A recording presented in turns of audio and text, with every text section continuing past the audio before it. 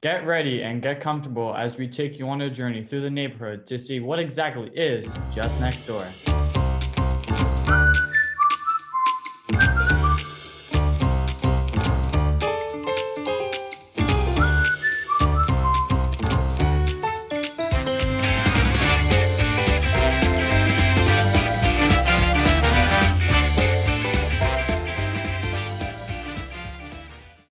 Welcome to another episode of Just Next Door. We hope you're ready to roll as we travel to places near and far to get the deets. My name is Annalyse Feliciano. And I'm Josh Delillo. Today we have many places to visit and explore, but Philly is not our only stop. From sports to board games to even Jeeps, all these wonderful topics and stories are coming to you right now from LaSalle's very own student body. Let's start with a topic that everyone knows and loves, music. Making your own music is no easy task, and not everyone has a talent for it. So knowing someone who does it right at home sounds pretty awesome. My co-host Josh has a friend who loves to make beats, and let's Josh take a look at how the music is created. Let's take a look. I got a chance to sit down with my good friend Brandon Fesden and learn more about his passion for music and making beats. When I was about 12, I saw this video online which was of a DJ using a new piece of equipment that was out, which was a grid of buttons, which he basically could program to play any sounds, and it lit up, and it was really cool to me.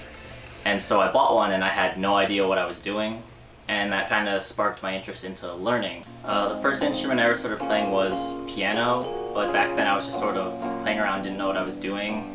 And because my brother played trombone, I picked up trumpet, and I played that for a few years. And when I quit that, I started taking piano classes. And since then I've gotten pretty decent at piano, and I've picked up a few other instruments. I started learning ukulele, some other instruments just to have around for fun, but mostly piano. Braden attends Full Sail University down in Florida. However, COVID-19 has forced Brandon to take his studies back home in Pennsylvania. I was in the middle of a class which was working in the studio. We had to learn how to use a console with all the faders, what the buttons do. And that class was cut short in the middle of it because everything was shut down. And moving home, they've tried to sort of give us that experience still, but it's just not the same as having that hands-on in the classroom experience. So it's been kind of a challenge. I would like to make a career working at a studio somewhere, either making music, recording sound effects, or just any other odd job that involves music. But what I would really love to do is, starting off in my free time, would be to make music and release it, to hopefully do that as a professional career if I can. His passion drives him, and he has loads of creativity. I have no doubt in my mind that Brandon will have a successful career in the music industry one day. Now that is what we call skill. Seems like it takes a lot of hard work and dedication, but the end result is well worth it. It must be nice to see how music is made right in front of you. Yeah, it really is awesome. I never realized how complex music is and how much goes into it. I hope he follows his passion because there is always a need for new music. But music is not the only thing that people know and love. Games are a great way to pass the time and to put yourself in a new reality. Crew member Michelle Kindig went out to a quaint game store down in Ellicott City, Maryland, to give us the scoop. Take it away, Michelle. Come on down to Ellicott City's own Gamers Corps, a game shop run by two Marine veterans who came up with the idea while in a combat zone nearly 8 years ago. Our philosophy was we want to redefine and redesign what a game store should look like. So if you look around you, it has a very rustic industrial look. It's inviting and comfortable. It almost looks like that of a cafe if you look at it, but that was the goal. So when people come in here, they don't want to leave. The shop, which opened this past year, boasts nearly every kind of game, ranging from role-playing and tabletop games to card games. It was truly a labor of love. And friendships are formed. These are complete strangers, right? But when they come into our game room, it's awesome to see strangers who have vast differences become very fast friends. We're sincere about building up communities. We have rules when you're at the game table, unless you're checking a rule, you need to be present with those that are present with you. And that's what people, I can't say for everyone, but that's what our gamers, I firmly believe, I love, because you're reconnecting. We could close down tomorrow, and I'm like, well, at least we provided a sense of like safety, a sense of comfort, helping individuals find their confidence, and more importantly, find friends that may last a lifetime.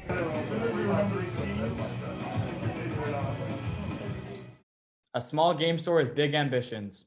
With a variety of games to choose from, it must be hard to choose just one. It definitely seems like a place worth visiting if you take a trip down to Ellicott City anytime soon. It seems like a great place for sure. Moving on to our next segment, we can take a break from all of our technology and enjoy the outdoors. Jonathan Colella traveled to a variety of parks in Staten Island, New York, Pouch Camp being one of them. Once used for camping grounds and annual camporees, nothing much but the beauty of nature and memories remain. Show us what you got, John. Staten Island is a pretty big place. Well, not really. In regards to the rest of the world, no, it's not a very big place at all.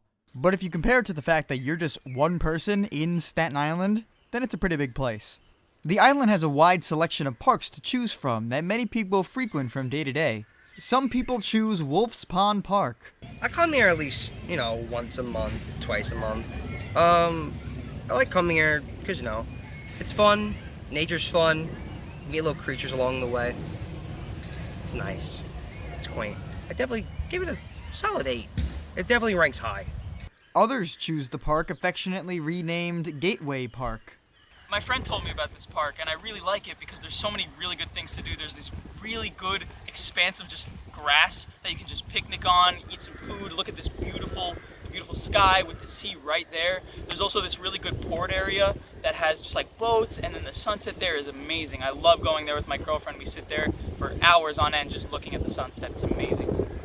But my personal favorite is a camp actually, Pouch Camp. As a Boy Scout, I had lots of good memories here, and I had the chance to sit down with one of my scouting colleagues as Eagle Scouts to reminisce on the past. We spent a lot of years here. Probably lots of memories. Lots of memories. Way too many memories. Good or bad? I felt like they were good. I mean, every once in a while, there were some meetings here. They do some other stuff like the Spookery. Yeah, that was a nice thing. Nice holiday festivals. They do like a big tree lighting, the OA crossover. Order of the Arrow, yeah. Ceremonies and the manual Labor Day. Yeah, the whole ordeal and stuff like that. I personally think this is a very important part of Staten Island. It's just I don't think there's any other woods complex quite like it. Wow, nature can be so beautiful. I just might visit some parks around me after the show. Hopefully one day I'll even take a trip to New York to go on a hike or two right at Pouch Camp and explore the history. Sounds like a lot of fun with an interesting history for sure. But before we move on, we're going to take a break and we'll be right back with some interesting stories regarding sports. You don't want to miss out.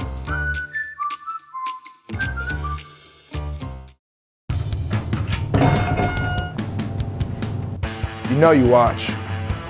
You shouldn't be watching this. You should be watching LaSalle TV. Hey, watch LaSalle TV. You know you watch.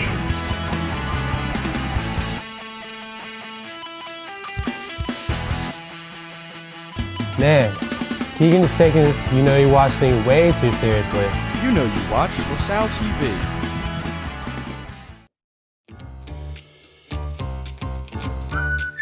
Welcome back. We hope you missed us. Let's see what we have in store for you next.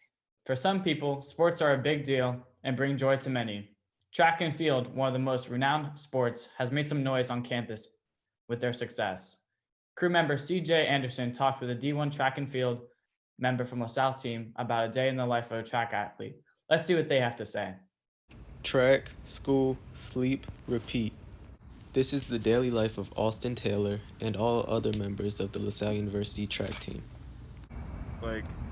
I expected it to be hard, but I didn't expect it to be as hard as it is. Not everyone is cut out to be a Division I athlete. It requires a combination of diligence and discipline. When you wake up, you got 6 a.m. practice, and then you go to class, you gotta lift later. And the arrival of COVID-19 isn't doing any of these athletes any favors either. It's obviously affected it a lot. You're not allowed really, you weren't even allowed on track earlier. But all of this stress and pressure isn't for nothing. It'll prepare you for the workplace because you're used to the extra workload, you will want to work harder.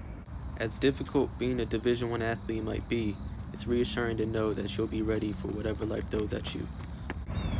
It's difficult, but you get used to it. It just becomes part of your routine. Track and field is not a sport for the weak, and neither is any other D1 sport. Just knowing how much running is involved is making me feel out of breath just sitting here.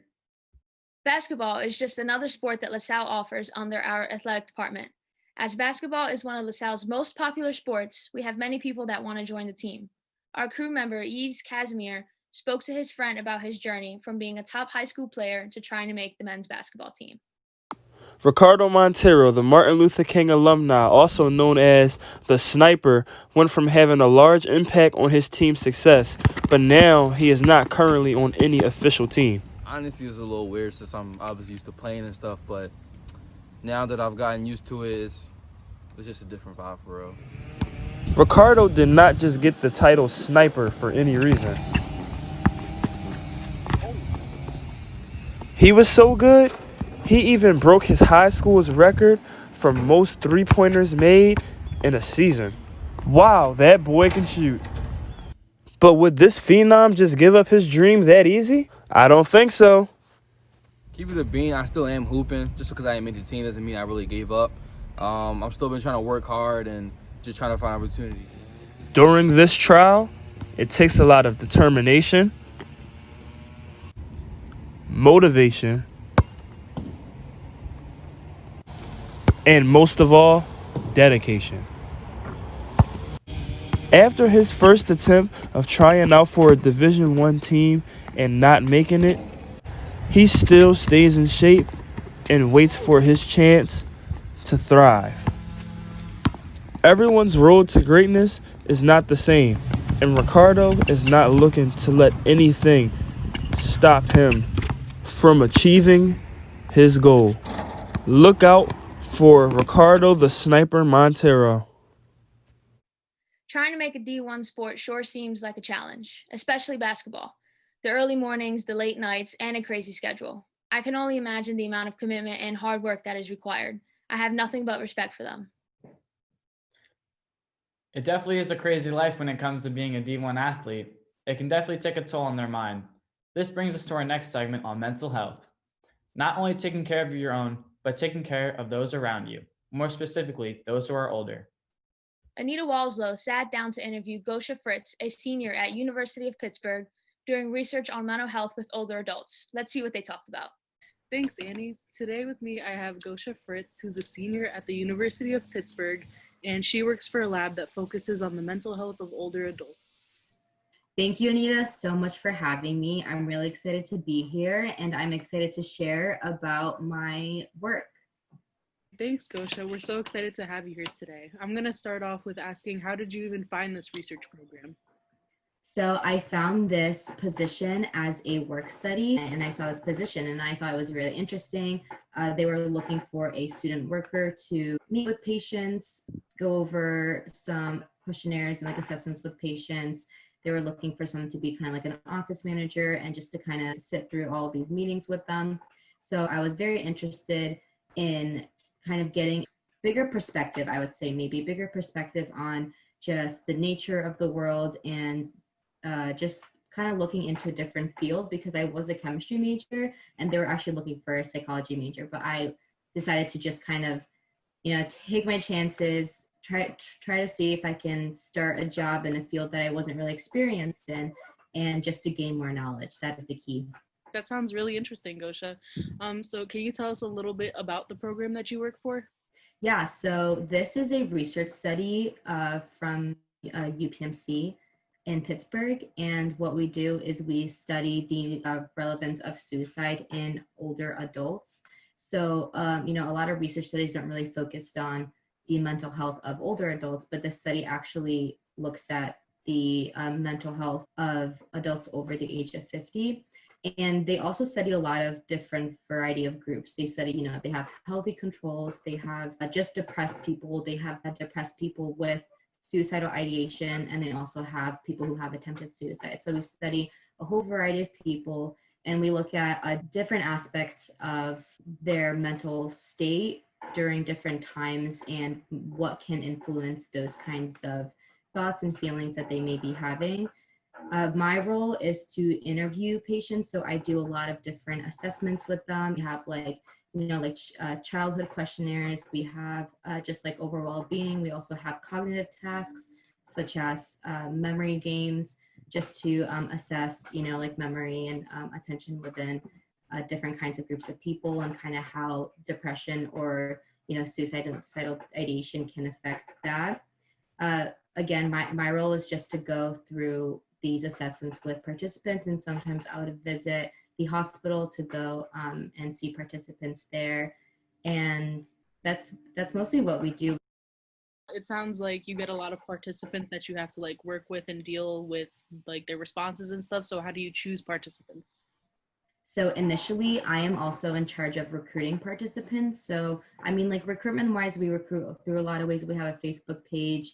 We also, have flyers around. We also actually are in contact with many psychiatrists who may have patients that are eligible for our study. So in terms of recruitment, that's kind of how we get participants. But we do have an initial screening form where we do ask them some initial questions, because in order to get into each of these groups, you do have to have a couple of, like endorsements that you show. So for healthy controls, you can't really have anxiety, depression, or like anything that we study in the other groups. We also have, depressed non-attempters, meaning that people who are depressed that have not attempted suicide or do not have suicidal ideation. We also recruit people who have attempted suicide.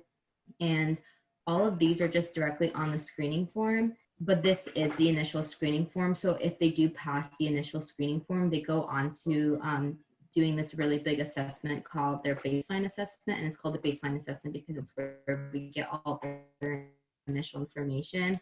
And there we really do dive deep with their, history, their parental and maternal backgrounds. We really do extensive questioning to make sure that these participants are eligible for our study. And it is just a bunch of like parameters that each participant has to fit in for the criteria for each participant group. Sounds really interesting. So my final question is, why is a chem major such as yourself interested like in psychology? I actually get that question a lot because it seems very odd for someone studying chemistry to be a part of a psychiatry lab. But I do think it is really important to kind of, especially when you are in like academia, to just kind of go out and venture to different areas that even slightly interest you, because you don't even know if like the slight interest is going to, turn into a bigger one. But also, there is a stigma in mental health currently in our world, and it is very important to educate yourself and be attentive to mental health and kind of its impact on society and on individuals. And I feel like, it is kind of an aspect where people don't feel the need, that they don't want to kind of, venture out and learn more about it. But I think it is very important to, one, like not only venture out into different disciplines and really like educate yourself about the different aspects of the world, but also to kind of keep in mind the importance of mental health and just kind of learning about it as a whole, because that will just kind of make you a better individual. I think you're right. Mental health really isn't like looked at as deep enough as people want it to be looked at, and having research programs such as these is like a good segue into like understanding what mental health actually like can be, and it's like a comfortable conversation to have, especially with participants who are like willing to be part of the study after experiencing whatever they've gone through. So thank you, Gosia, for sparing some time to come talk to us about your program and some issues dealing with mental health. Thank you so much for having me. It was a pleasure. And with that, we're going to head back to continue our episode of Just Next Door. Thank you, Anita. It's always an interesting conversation when it comes to mental health. That seems like a really good program to be a part of. It's always good to bring awareness to sensitive topics like these, and it's even better to expand your knowledge about them. Before we move on, we're going to go to another break. Don't worry, we'll be right back with more stories you don't want to miss, from mini golf to Jeeps. Matthew. Huh? Oh. I know that a lot of times, Mom, it might not seem like I'm listening to you, but I am. And what you say really does matter to me. All the talks we've had over the years, including what you've told me about not using alcohol and other drugs, they stick with me. and they make a difference, especially at times that matter most. Hey, want a drink? No thanks, I'm good. So thank you, Dad, for preparing me for what's ahead. Thanks, Mom, for always being my biggest fan. Thank you for talking. Talk. They hear you.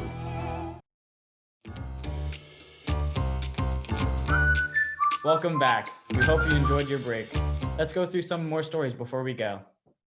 Our next segment is a small one, and by small, we're talking about mini golf, a fun game to play with friends and family. In Cherry Hill, New Jersey, there is a glow-in-the-dark mini golf course that Shannon recently visited. Let's take a look. Fun courses, exciting video games, and many other spooky attractions are all things that you can find down at Monsters Mini Golf in Cherry Hill, New Jersey. And for years, they've been giving customers a different experience than all the other mini golf attractions. So we opened up June 14th in 2019, Monster Mini Golf here in Cherry Hill, New Jersey. We're right on Springdale Road. We opened up this family entertainment center because we thought that there wasn't really a family entertainment center like this around. With the vast array of mini golf establishments in New Jersey, how does Monsters Mini Golf set itself apart from all the competition out there? I think we're different that it is monster themed, but it's, we can get the attention of the little kids without scaring them, but, we can get adults and date nights to come in here and think it's a cool place with the loud music. The fact that we have arcades that for all ages, we have virtual reality for all ages, laser maze, and we're about to expand into a whole laser tag additional portion of our building here. But with all the different options that they had, why did they choose Monsters? And what made it stand out? I thought it was just super cool because it's not just about monster theme. The painting, the glow in the dark is cool, the pop of colors. But if you walk in and see the course, there's all local community ties to each location. So when you go through our building, you'll see these cool glow in the dark, busted out colors of community ties surrounding the area that are up on our walls, which kind of really bring everything together. It's really nice. And it's not just the customers that enjoy their time there. The employees have a great time too.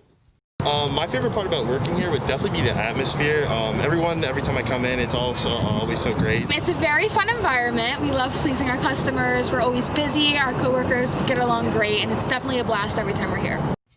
Monsters Mini Golf is a fun attraction that is sure to put anybody in a spooky kind of mood. So it's a good activity for kids, for adults, date nights. Just come out, have a lot of fun. It's a cool environment. We've got loud music, black lights, monster theme, some of our monsters move. Just a great atmosphere for a ton of fun. That looks like so much fun.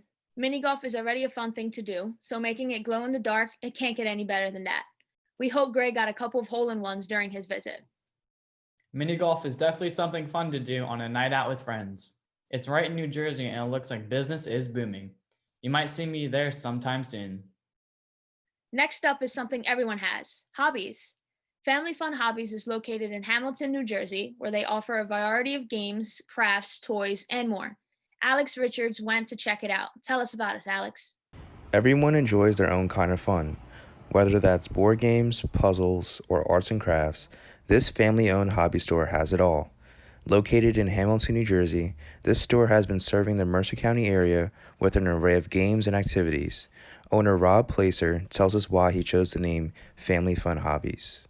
Our main, if you pick an age range, we're high school to about 40, 45 would be the main. It's a wide range, but we purposely, my wife and I wanted to have a store that catered to everybody in the family, mom, dad, Billy, Susie. Although some of their items cater to an older crowd, there are still plenty of toys and games for children under the age of 18. To do so, I've grown up in retail and literally in this industry.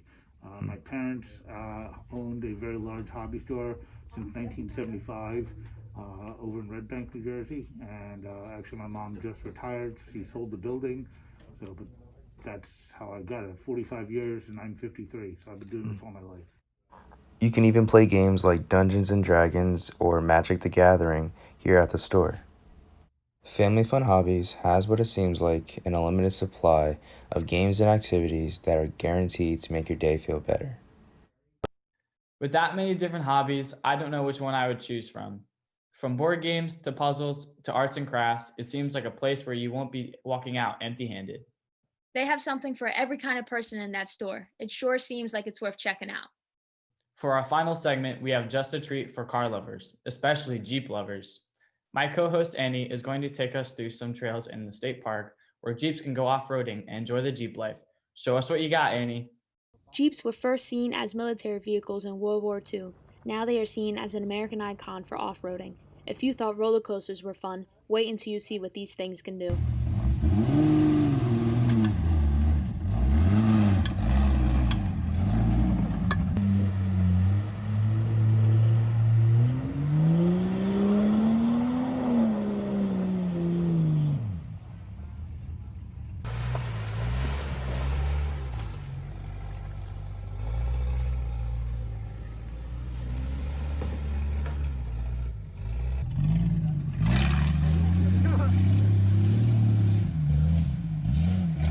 Now some might be wondering, how do those guys not get stuck?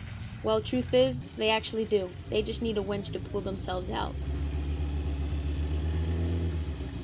And once they do, they just find another hill to climb. Now that you've seen what these Jeeps can do, if you see them driving off into the woods, don't follow them because you won't make it. The more mud and dirt, the better. It seems like these guys are definitely not afraid to get a little dirty. All this hype about off-roading makes me want to take my car out for a spin. It's definitely a very fun thing to be a part of. Going away for the weekend in my Jeep and just going to those trails sounds like a dream come true. I don't doubt that at all. And it seems like our show is coming to its end. We've covered a lot of topics this episode, and we hope you were able to take something away from it. But that's not all. We want you to keep in touch with us. Follow us on Twitter at LaSalle TV Philly or Instagram at LaSalle TV. We would love to hear the feedback you have for us and how much we loved this episode. We hope you enjoyed this week's episode of Just Next Door. I'm Annie Feliciano. And I'm Josh Delillo. See you next time.